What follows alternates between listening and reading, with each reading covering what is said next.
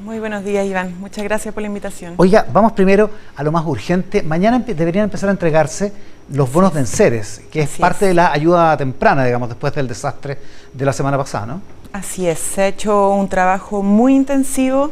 Esto, bueno, la semana que pasó, tanto con los funcionarios y funcionarias del Ministerio de Desarrollo Social, como con los funcionarios y funcionarias municipales que fueron capacitados para levantar la ficha FIDE, que es esta ficha básica de emergencia, para tener la primera nómina que alcanzamos a tenerla el viernes, y se alcanzó a digitalizar más de 3.000 personas, 3.673 hogares, perdón, ¿ya? Para que eso empiece a transferirse a partir de mañana lunes, como comprometió el presidente de la República. Esa es la primera transferencia que vamos a hacer, y en la medida que se vayan catastrando más hogares y se vayan digitalizando en el sistema, van a proceder las transferencias. Son automáticas, no se postulan. Las transferencias son automáticas. Son automáticas a El la problema familia. es levantar la información, digamos, porque eso es más o menos como el 20% de los hogares con problemas, ¿no? Mira, según al informe de Senapred del día de ayer, que me entregaron a mí de las 9:30 de la mañana, lo dejé, pero era 50% de las familias damnificadas, de las personas damnificadas. Si fue un trabajo realmente intenso. Ahí obviamente hay que valorar a los funcionarios y funcionarias públicas que se han desplegado en los territorios para justamente poder tener una capacidad de respuesta bien rápida y ágil, ¿no? Atendiendo al problema. En la práctica, para que sepamos todos, digamos, lo que le tienen que preguntar a la gente es básicamente todo lo que perdió, porque esto es para eso, ¿no? Para los enseres. Enseres. Esto es una primera ayuda, no son los recursos para la reconstrucción ni nada por el estilo. Es que la familia tiene un daño, tiene un impacto. Esto además tiene distintas categorías, porque el bono es hasta 1,5 millones, pero tiene 4 tramos. ¿Ya? Dependiendo de lo que se perdió, digamos. Dependiendo está la afectación baja, afectación media, afectación alta, afectación muy alta, ¿no? Pero en general, por lo que nos ha tocado ver, gran parte está entre alta y muy alta, ¿no? Y la familia va a disponer de esos recursos como quiera, ¿no? Son hasta 1,5 millones de pesos. Para lo que le sea más urgente, digamos. Claro, pero también, Iván, ahora estamos con el proceso, como estamos en la etapa de emergencia, aún no la de reconstrucción definitiva, ya vamos a empezar a entregar viviendas de emergencia. Senapred tiene en stock 300 o 400 viviendas y está haciendo el proceso, la gestión para las compras, pero además para aquellos que no perdieron la casa, sino que solo se les produjo un daño, por ejemplo, el barro llegó muy arriba, la puerta ya pérdida porque se infló, ¿cierto? O la tabiquería también, o los pisos que eran de madera. Va a haber una tarjeta para la compra de materiales de construcción de hasta 1.800.000 pesos. De modo que las personas se puedan hacer cargo de esa reconstrucción. Claro, entonces tiene una tarjeta para justamente, entonces, independientemente del bono, de las transferencias, esto es adicional.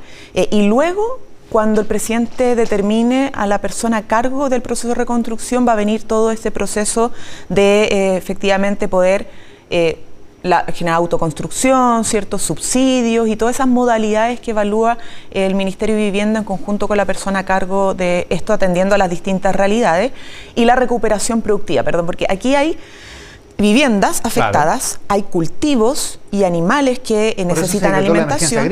La emergencia agrícola, que la ha liderado particularmente el ministro de Agricultura, independiente si son usuarios INDAP o Prodesal, no se hace distinción. De hecho, ya se ha estado entregando forraje. Y van a haber también recursos para todo lo que son los sistemas de riego. O sea, también hay una recuperación de la infraestructura que se vio dañada, tanto hídrica como la de viabilidad, ¿cierto? Y otras, porque se rompieron caminos, ¿cierto? Puentes. Igual en eso ha estado trabajando el equipo de vialidad, ya ha permitido conectar o reconectar a varias personas que han estado hogares que quedaron aislados. Sí. Y el compromiso de avanzar lo más rápido posible en la habilitación de toda esa infraestructura pública que se dañó. Ya, pero en lo más importante o lo más urgente, podríamos decir, en 10 días el gobierno ya empieza a transferir la plata del bono de enseres, que es ya una primera ayuda que es bien significativa, y habla bien de la agilidad del Estado para responder y de la experiencia que hay, ¿no? Y hemos tenido, a propósito de los incendios, y en este caso, un muy buen trabajo con los municipios. Eso ha sido muy clave, Iván, de verdad, porque el Estado como que se ha desplegado de conjunto.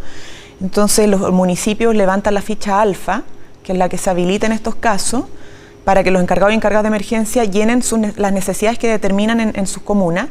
Y las transferencias son prácticamente inmediatas, no debería pasar más de un día, 2 días. para que si yo necesito pañales, frazadas, colchones, bidones de agua o cosas para los albergues, esos recursos se transfieran y se hagan las gestiones rápidamente. Entonces, la colaboración con los municipios, los gobiernos regionales, nuestras autoridades desde gobierno en la región, más las juntas de vecinos, por ejemplo, las organizaciones sociales, ha sido muy fundamental para el despliegue. Y además está decir que la disposición de bomberos, carabineros y las Fuerzas Armadas que se han mandatado por parte del Estado a estar presente también ha sido clave. Ministra, ¿cuán incómodo le resulta al gobierno que el ministro encargado de todas estas ayudas, que es el ministro Jackson por Desarrollo Social, de alguna manera esté tan involucrado con el escándalo de Antofagasta de la Fundación Democracia Viva, donde nosotros mismos lo entrevistamos en Tele 13 Radio a principios de esta semana? Vi un par de entrevistas más de él y no hay forma de que no se le pregunte, de que no se le termine preguntando y a veces monopolizando la entrevista con ese caso. ¿Cuán incómodo es para el gobierno que su principal ariete en este asunto tenga esta vinculación? A ver, vinculación con el caso no tiene una militancia en un partido y por lo tanto se entiende que haya permanentemente preguntas asociadas a ese tema. A mí también se me lo hace todo el tiempo. Es parte de nuestra responsabilidad, obviamente, referirnos a este caso. Un poco más que una militancia en el caso de Yoyo Jackson con Revolución Democrática, digamos, hay un liderazgo, en fin, independientemente que no tenga nada que ver con. Claro, pero esto es una preocupación de gobierno en general y esa preocupación que nos ha ocupado, porque no solamente nos ha indignado también como gobierno tener que enfrentar en nuestro gobierno una situación como esta, sino que hemos tenido que tomar acciones concretas y con los estándares que creemos que corresponden en cualquier democracia y en cualquier gobierno poder ejecutar. Pero también al mismo tiempo no perder de vista el trabajo que nos toca hacer. O sea, estamos en una situación de emergencia, el Ministerio de Desarrollo Social tiene una labor fundamental en esto, tenemos además mucho trabajo desde el punto de vista de sacar reformas, que probablemente vamos a conversar también sobre aquello, como el pacto fiscal, la reforma de pensiones, ¿no afectó los temas de seguridad. ¿No afecta la efectividad del ministro? No, porque el ministro, si tú lo has visto en la calle, ha estado presente prácticamente todos los días en la emergencia. Yendo a las distintas zonas, regiones, hecho, con la familia. Efectivamente en la región de O'Higgins, estuvimos en San Fernando, estuvimos en Placilla, en Palmilla, en Nancagua, en la región, visitando las comunidades y el ministro además ha estado en otras regiones, ¿no?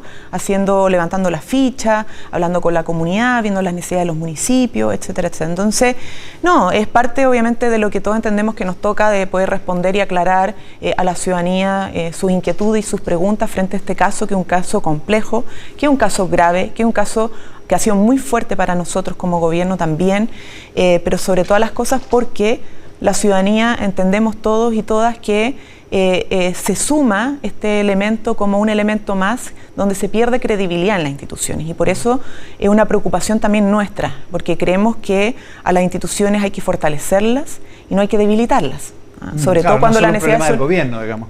A propósito de eso. Claro, es un tema que es mucho más trascendental que para nuestro gobierno y por lo tanto nosotros necesitamos contribuir a que no se vaya mermando aún más la credibilidad de instituciones. Y cómo lo hacemos, creemos, Iván, es que si es que pasan estas cosas, que ojalá no pasen y que todos sigamos trabajando para que cada vez pasen menos este tipo de situaciones, pero cuando pasan, haya una respuesta contundente y hayan acciones y se tomen medidas para asegurar que ante estos hechos no haya impunidad, que haya claridad finalmente en lo que sucedió, que se asuman las responsabilidades administrativas, que se asuman las responsabilidades políticas también y por otro lado que se asuman las responsabilidades penales en el caso de haber delitos. Ahora, esa claridad parece no llegar tan rápidamente, al menos desde el punto de vista de la explicación del gobierno.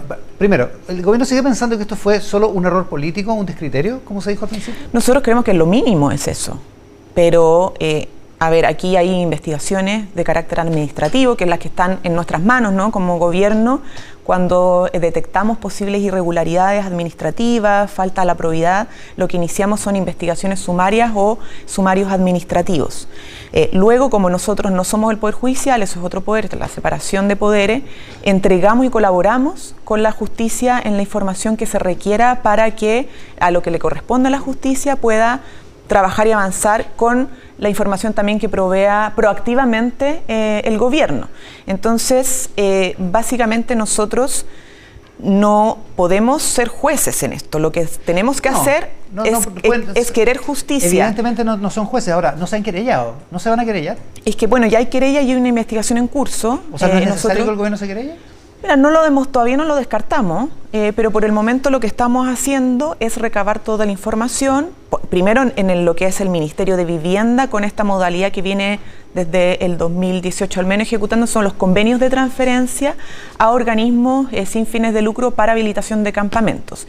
Eso, había una revisión por parte del ministro Montes que ha instruido, ¿cierto?, en todas las regiones para decir, bueno, si esto pasó acá, no queremos que esté pasando en otras regiones y por lo tanto todo lo que se ha detectado como sospechoso se ha instruido una investigación o una revisión, como lo fue, por ejemplo, ahora, después fue hasta el caso Atacama, ¿no?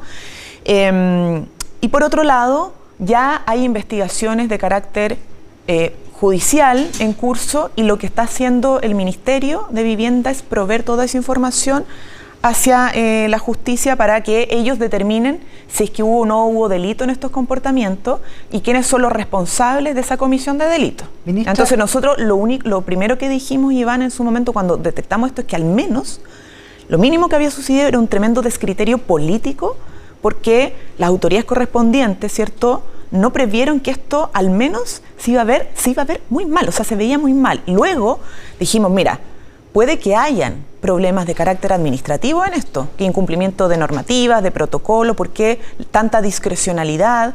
Entonces, por eso la investigación de carácter administrativa.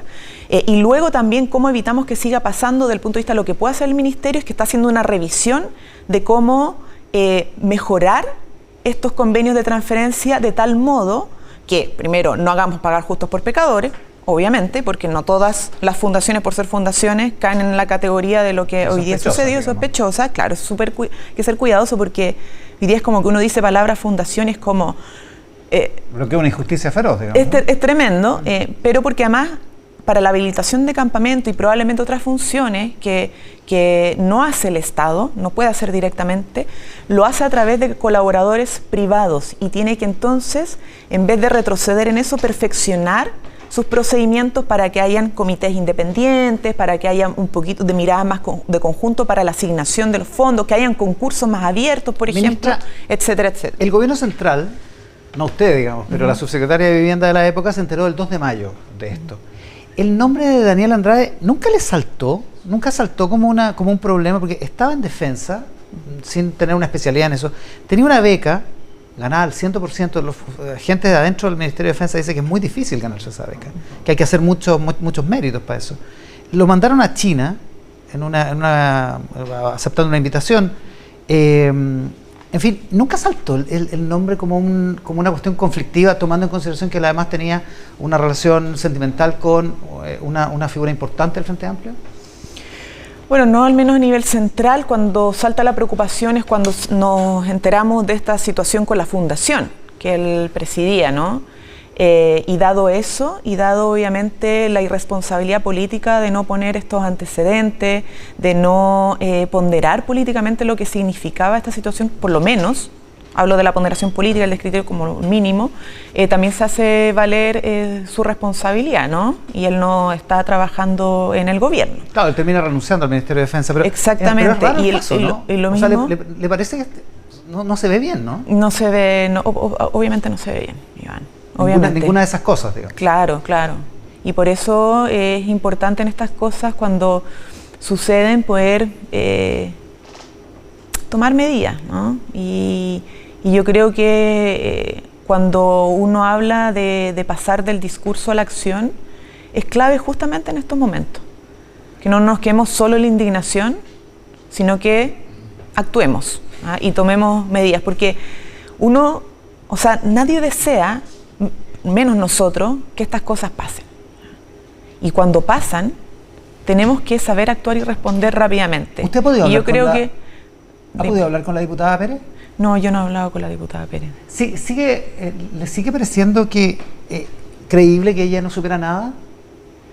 Es que no creo que sea relevante lo que crea yo, lo que no crea. No, porque usted estamos en un momento como la portavoz del gobierno, digamos.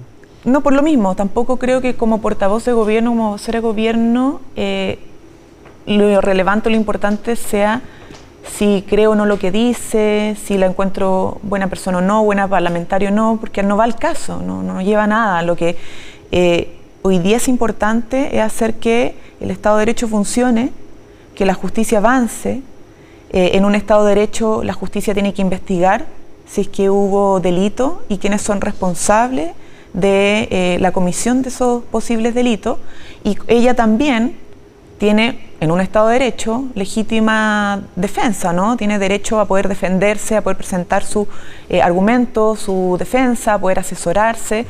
Entonces creo que no tiene mucho sentido como entrar en una lógica de juicio político, si le creo o no le creo, porque eso le corresponde a otras instituciones, ¿no? Y también es parte del debate al interior de la Revolución Democrática. Una interna en la red que ustedes no se van a meter, evidentemente, pero que de alguna manera le impone costos al gobierno. O sea, todo el ruido que hay en ese partido, que es un partido importante del Frente Amplio y de la coalición de gobierno, le está poniendo un costo, le está poniendo una especie de rémora, digamos, al gobierno, ¿no?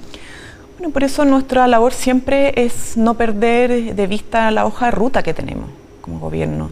Las contingencias siempre hacen un tanto de ruido, ¿no? Sobre todo una contingencia como esta, ¿ah? Pero lo fundamental es que el gobierno siga gobernando, porque para eso también nos eligieron. Y gobernar significa cumplir con lo que el presidente Gabriel Boric ha señalado en su cuenta pública. Nos ha dado muchísimas tareas.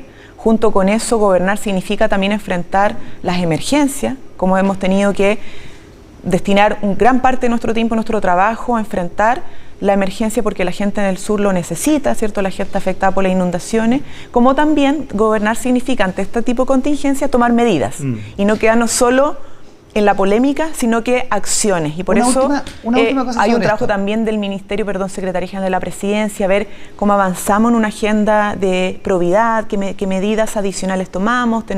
Hoy día estamos trabajando en una unidad de auditoría, que queremos obviamente avanzar en esa dirección. Tenemos como una especie de contraloría también interna para poder prevenir estas situaciones. Eso es lo que significa seguir gobernando, ¿no? No quedarnos solo en la polémica, que tiene un componente obviamente importante dentro de lo que es un partido de gobierno, pero al final de cuentas lo que la gente espera y juzga es que el gobierno tome acciones y gobierne. Claro, y para gobernar y tomar esas acciones tiene que tener un diseño. Y en eso, es la última pregunta que le hago sobre este tema. ¿Por qué el presidente y el gobierno en la práctica terminan dando un giro? Parten diciendo aquí no ponemos las manos al fuego por nadie, y un par de días después el presidente dice, mire, aquí la delegada de Biobío, el Ceremi de Vivienda del Maule, no tienen nada que ver, hasta donde se sabe están totalmente limpios y es injusto que se les acuse. ¿Por qué ese giro? Porque no poner las manos al fuego por nadie que esté cometiendo algún tipo de irregularidad no significa meter todos al mismo saco, ¿no? Y hacer pagar justos por pecadores o validar una especie de cacería de brujas, ¿no?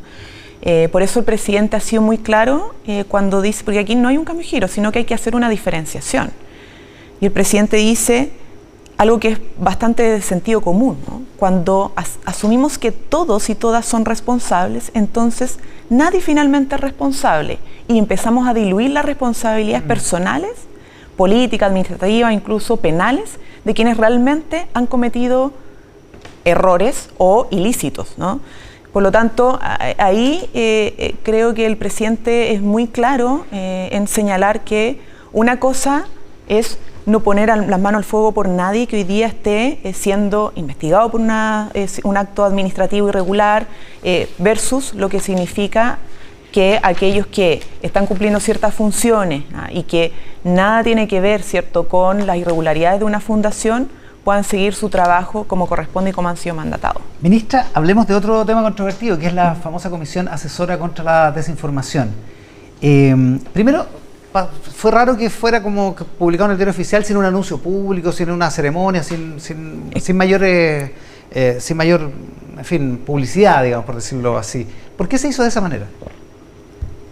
Bueno, yo lo había mencionado en distintos momentos, que íbamos a trabajar en ese ámbito, porque de hecho ya hace rato venimos trabajando con la OCDE en una agenda contra la desinformación con varios países. Sí, pues usted estuvo en Luxemburgo en eso, ¿no? Exactamente, porque ellos abrieron esa agenda de trabajo. La OCDE hoy día está preocupada del fenómeno de la desinformación y ha llamado a los distintos países, a los distintos estados y a las plataformas digitales, a organizaciones de la sociedad civil, a hacer una agenda en esto. Lo mismo que la UNESCO, que ya viene hace mucho más tiempo trabajando. Bueno, la Organización de Estados Americanos también. Y a partir de eso, y por la experiencia en distintos países, particularmente la Unión Europea, que tiene una comisión, la Comisión Europea, que trabaja con un convenio, además, o sea, con un código de buenas prácticas, con plataformas digitales, entre otras cosas, para abordar este tema, decidimos avanzar en una comisión asesora, que no es permanente, que es transitoria, que no es vinculante, que lidere el Ministerio de Ciencia para tener una respuesta desde la ciencia y desde la evidencia, ¿no? ¿Y qué tiene que hacer qué? ¿Se tiene que preocupar de las redes sociales o de los medios de comunicación en general? No, es solo plataformas digitales como lo hizo el decreto. Ahora, se supo antes porque los decretos se publican antes, pero obviamente va a iniciar pronto, durante el mes de julio debería iniciar su trabajo. A los comisionados, digamos. Claro, y ellos tienen básicamente tareas que son sumamente claras en el decreto, ¿no? Que es poder hacer como un diagnóstico del estado del arte de este fenómeno, o sea, cómo se comporta el fenómeno de la desinformación en plataformas digitales en el mundo y particularmente en nuestro país, y luego una parte más propositiva, que es como cómo avanzamos, o cómo podríamos abordar este fenómeno desde el punto de vista de la alfabetización digital, o si es si es necesario avanzar, por ejemplo, en mecanismos de regulación o autorregulación. Usted entiende que la crítica que ha habido y la controversia que hay sobre la comisión, precisamente ahí está el problema, digamos, ¿no? En regulación o autorregulación. ¿De qué se trata? ¿De qué se podría tratar una regulación estatal de este asunto? No, a ver, primero no me quiero adelantar porque por respeto a la comunidad científica y a los investigadores que ya llevan harto tiempo en estas áreas, ¿no? Porque la idea no es una comisión que busque representación de cuoteo político, sino que particularmente no es como yo quiero el experto del partido tanto, no, es básicamente, se establecen criterios sobre personas que vengan, de distintas universidades, obviamente, para tener al menos esa diversidad, pero que tengan investigaciones sobre la materia, que tengan publicaciones, que estén activos en el área o que trabajen en temas asociados, como por ejemplo las asociaciones de fact-checking, ¿no? Que ahí hay una representación. Y la idea es que esto, como un tema tan complejo, no es fácil, yo no tengo la respuesta, creo que es un tema importante, pero lo fundamental es que también la ciencia pueda hacer un aporte, desde las preguntas que se puedan hacer, desde las miradas que pueda tener, y luego vendrá una discusión política.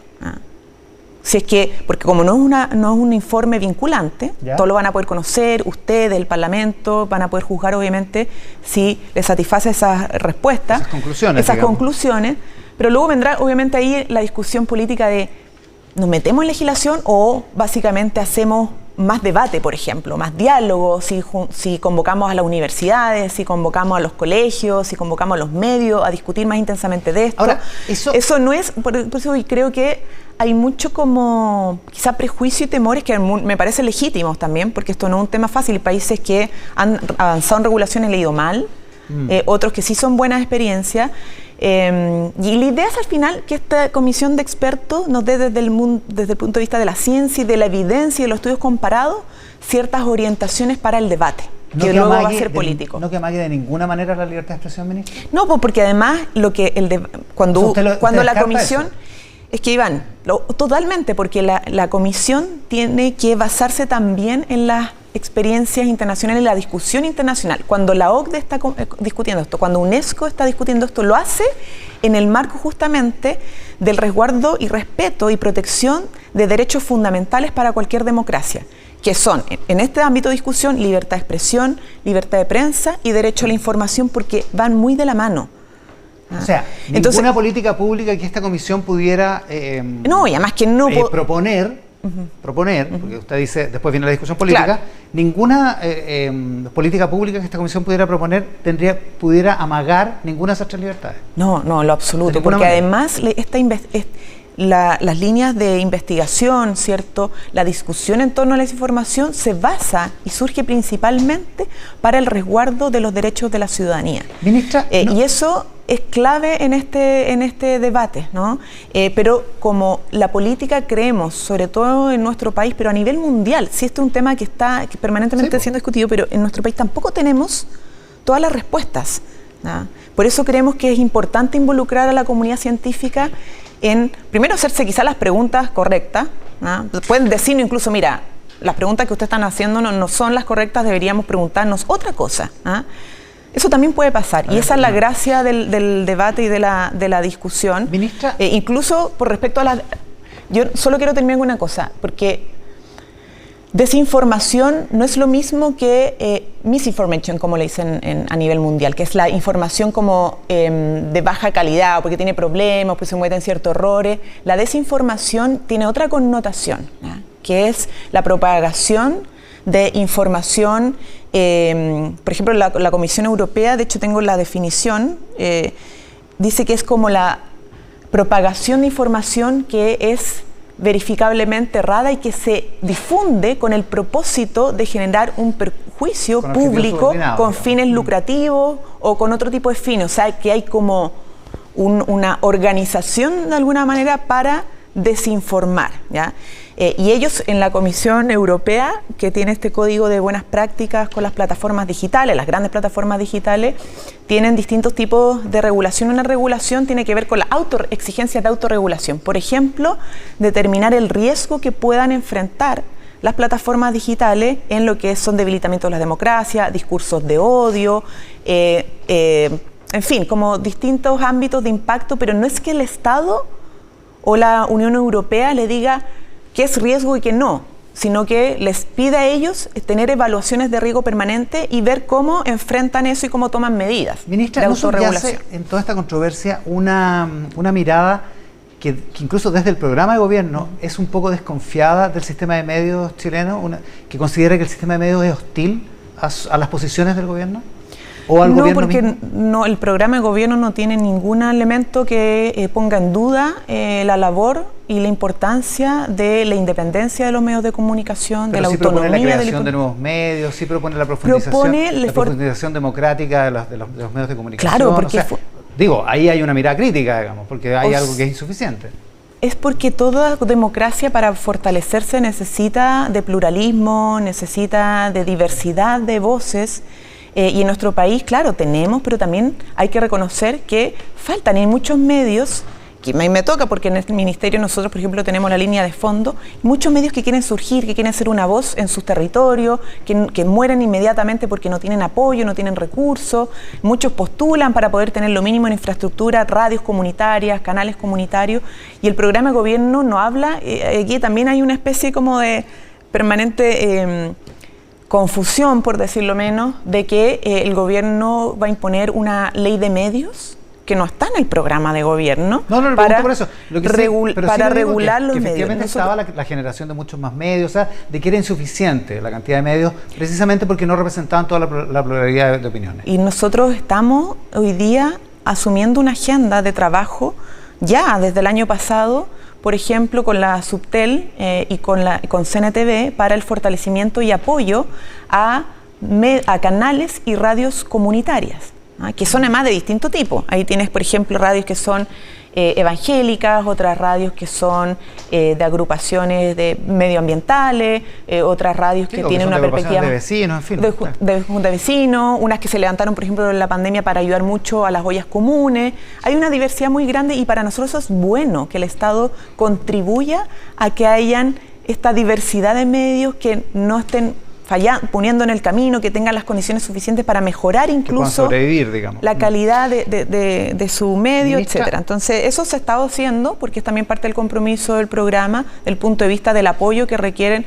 muchos medios que son más pequeños, ¿no? Ministra, yo sé que se tiene que ir, pero le quiero hacer una pregunta sobre los 50 años del golpe. En 2 meses más vamos a estar en eso. El presidente llamó a reflexionar sobre el periodo de la Unidad Popular más allá del mito que genera el suicidio de Salvador Allende el 11 de septiembre del 73. Y su partido, el Partido Comunista, dice que más bien que no hay mucho que revisar en el asunto, que no hay mucho que revisar de la Unidad Popular, menos de manera crítica. Incluso se ha deslizado en algunas voces, no oficialmente del partido, pero que habría incluso negacionismo al tratar de buscar causas o revisar la unidad popular de manera crítica, porque eso de alguna manera justificaría el golpe. ¿Qué le parece a usted esa idea? ¿Usted está más de acuerdo con el presidente o más de acuerdo con su partido en términos de que efectivamente hay una reflexión que la izquierda tiene que hacer respecto de lo que fue la unidad popular? Yo creo que hay dos diálogos que no se encontraron realmente en esto, porque el presidente señala algo que es bien de sentido común, ¿no? Que es que más allá de la muerte del presidente Allende, es importante que haya debate y reflexión sobre los procesos históricos. No obstante eso, es claro y evidente, como lo ha dicho también el presidente, de que nada justifica un golpe de Estado ni una dictadura sangrienta como la tuvimos en nuestro país. No sé si me explico, o sea, claro. Creo que hay que separar... O sea, que revisar el proceso no puede ser, de ninguna manera ser justificatorio. No, absolutamente. Y se entiende que pensar en eso no implica necesariamente que uno esté justificando. No, y está bien que haya discusión y hayan reflexiones, hay distintas miradas, obviamente, si te gustaba o no te gustaba el gobierno, el gobierno de la Unidad Popular, pero otra cosa muy distinta es utilizar, ¿cierto?, las diferencias políticas que se hayan podido tener con el gobierno de ese entonces para justificar la violencia de Estado que se generó, ¿no? Que fue una ruptura democrática, que fue un golpe que llevó a uno de los periodos más oscuros y terribles de nuestro país, que terminó con gente torturada, con gente desaparecida, con mujeres embarazadas que las torturaron y las asesinaron, con personas exiliadas, o sea, que fue brutal. Entonces, creo que tenemos que llegar a un momento en poder como diferenciar, ¿no? Y estamos, creo yo, en un momento clave para eso, son los 50 años del golpe. En otros países, incluso aquellas personas, por ejemplo Uruguay, ¿no?, que son de sectores políticos conservadores que fueron parte de una dictadura, terminaron hasta marchando con agrupaciones de víctimas, ¿no? Porque entendieron que, independientemente de mi posición política e ideológica, si creo más en el capitalismo, en el neoliberalismo, en la libertad de empresa y me siento más del lado de la derecha, eso no tiene nada que ver con que tú estés permanentemente defendiendo cosas que son indefendibles. Y esa es la reflexión que yo creo que hay que hacer, que comparto con lo que dice el presidente, y me parece que es interesante hacerlo hoy día cuando está también cada vez más puesta, como aparecen hasta encuestas con preguntas si valoramos o no valoramos la democracia, o si creemos más en una estructura más autoritaria. Y yo creo que la juventud, sobre todas las cosas, es la que más se tiene que involucrar en esta discusión, ¿no? Y que no nos distancien de este debate solo por el hecho de que no estábamos vivos en esa época. O sea, tenemos, al contrario, todo el derecho y la necesidad de participar en esto, porque si queremos, a partir de nuestra historia, defender nuestra democracia en el presente, entonces tenemos que saber lo que no queremos que vuelva a pasar, lo que no queremos que se vuelva a repetir, para poder mejorar, fortalecer nuestra democracia hoy día y para los que vienen. Ministra, muchísimas gracias por la gentileza. Muchas gracias a ti.